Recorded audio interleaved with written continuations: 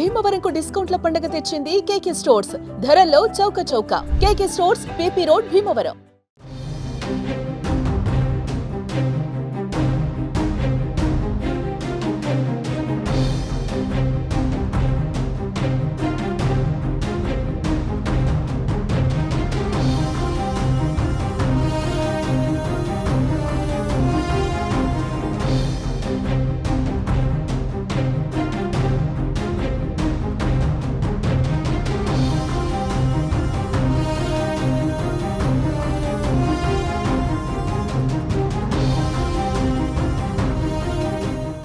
Big breaking, పాకిస్తాన్లో యుద్ధం మొదలైంది. ఎస్, మీరు వింటుంది నిజమే. పాకిస్తాన్లో ప్రస్తుతం యుద్ధం మొదలైంది.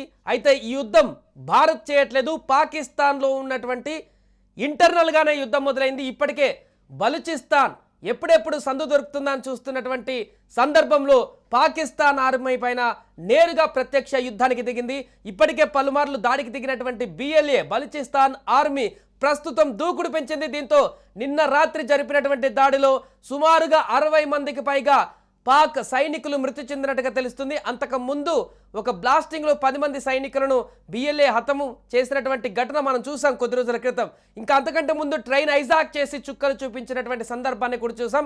తాజాగా నేరుగా రంగంలోకి దిగింది బలూచిస్తాన్ ఆర్మీ. 2 పాక్ ఆర్మీ వాహనాల్ని బలూచిస్తాన్ ఆర్మీ పేల్చేసినట్టుగా తెలుస్తుంది. ఈ పేలులలో 40 మంది పాక్ సైనికులు హతమైనట్టుగా తెలుస్తుంది.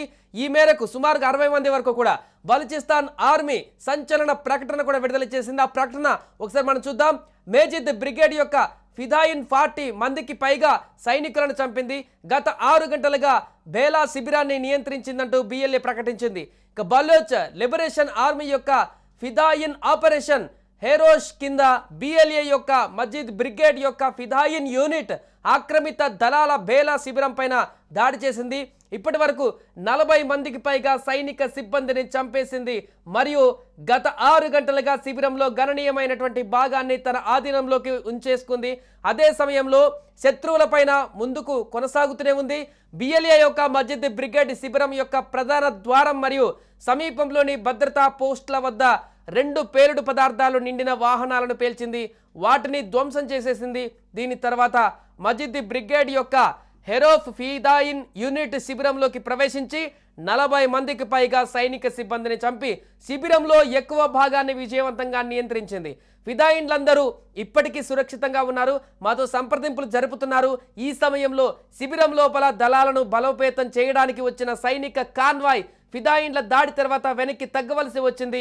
ఇంతలో బలూచిస్తాన్ అంతటా ఉన్న అన్ని రహదారులను బిఎల్ఏ యొక్క ఫతా స్క్వాడ్ మరియు ఎస్టీఓఎస్ చెక్ పోస్టులను ఏర్పాటు చేయడం ద్వారా స్వాధీనం చేసుకున్నాయి. ఇప్పటి వరకు దిగ్బంధనాలు మరియు సైన్యంతో జరిగిన ఘర్షణలో 62 మంది సిబ్బంది మరణించారు. మొత్తం శత్రు సైనిక సిబ్బంది మరణించిన సంఖ్య 102కు చేరుకుంది. 22 మందికి పైగా సైనిక, పోలీస్ మరియు లేవీస్ సిబ్బంది బిఎల్ఏ అదుపులో ఉన్నారు అని spokesperson Baloch liberation army Jiyand Baloch వెల్లడించారు. హక్కల్ బిఎల్ఏ అధికారిక మీడియా సెల్ కూడా దీనికి సంబంధించి ప్రకటించుకుంది. దీంతో మొత్తం బిఎల్ఏ బలూచిస్తాన్ లిబరేషన్ ఆర్మీ యుద్ధం ప్రకటించేసింది నేరుగా.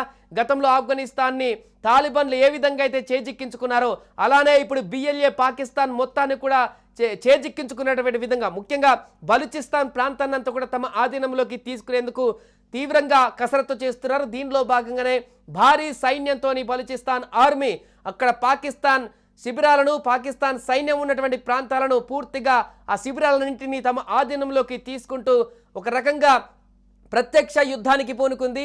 ఈ యుద్ధంలో ఇప్పటికే 60కి పైగా పాక్ సైనికులు హతమైనట్టుగా, మరికొంతమంది వారి చేతిలో ఉన్నట్టుగా కూడా తెలుస్తుంది. ఏదేమైనా కూడా ఒకవైపు భారత్ పాక్ సరిహద్దుల వద్ద నెలకొన్నటువంటి యుద్ధ మేఘాల నేపథ్యంలో ఇంటర్నల్గా జరుగుతున్నటువంటి ఈ యుద్ధంతో ఒక్కసారిగా పాకిస్తాన్ అల్లకల్లోలంగా మారింది. ఇక ఓ మేజర్ ఆపరేషన్లో కూడా 54 మంది ఉగ్రవాదులను హతమార్చామంటూ పాకిస్తాన్ ప్రకటించిన మరుసటి రోజే ఈ బాంబు పేలుడు సంభవించడంతో ఉగ్రవాదులే ఈ పని చేసి ఉంటారని పాక్ అనుమానం వ్యక్తం చేస్తుంది. ముఖ్యంగా ముష్కర్లను చంపిన ప్రాంతానికి దగ్గరలోనే ఈ పేలుడు సంభవించాయని కూడా చెప్తుంది. సో దీంతో అటు పాకిస్తాన్ బిఎల్ఏ కూడా ఆ లెటర్ని విడుదల చేసింది. ఇది మేమే చేశామంటూ ఖచ్చితంగా అన్ని నియంత్రణలోకి తీసుకుంటామంటూ కూడా చెప్తుంది. ఇంకా బలూచిస్తాన్లోని నౌష్కి జిల్లాలో లీక్ అయినటువంటి ఆయిల్ ట్యాంకర్కు మంటలు అంటుకొని భారీ పేలుడు కూడా సంభవించింది. దీంట్లో ఇద్దరు ప్రాణాలు కోల్పోగా 56 మంది గాయపడ్డారు. అన్నీ కూడా అన్ఎక్స్పెక్టెడ్గా జరుగుతున్నటువంటి సంఘటనలు కూడా ఇలా ఆందోళన కలిగిస్తున్నాయి.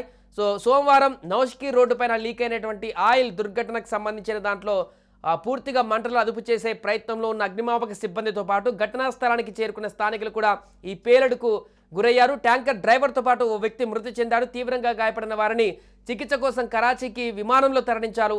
10 మందికి పైగా బాధితుల పరిస్థితి విషమంగా ఉంది.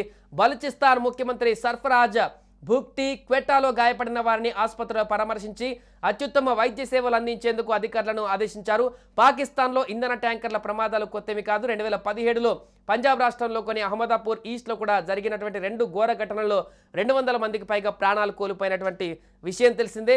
ఏదేమైనా కూడా ప్రస్తుతం పాకిస్తాన్లో యుద్ధ వాతావరణం నెలకొంది. పాకిస్తాన్ పైన ఎవరు యుద్ధం చేయాల్సిన అవసరం లేదు, పాకిస్తాన్లో ఉన్నటువంటి ప్రజలే యుద్ధం చేస్తారని చాలామంది ఇప్పటికే చెప్తున్నటువంటి నేపథ్యంలో పాకిస్తాన్లో ఇప్పటికే సింధు రాష్ట్రంలో వాటర్ కోసం అక్కడున్నటువంటి ప్రజలు నిరసనలు, ర్యాలీలు, రాస్తారోకోలతో వారు ఆందోళన చేస్తుంటే ఇటు బలూచిస్తాన్ నుంచి మరొక వైపు BLA అటాక్ ప్రారంభించింది.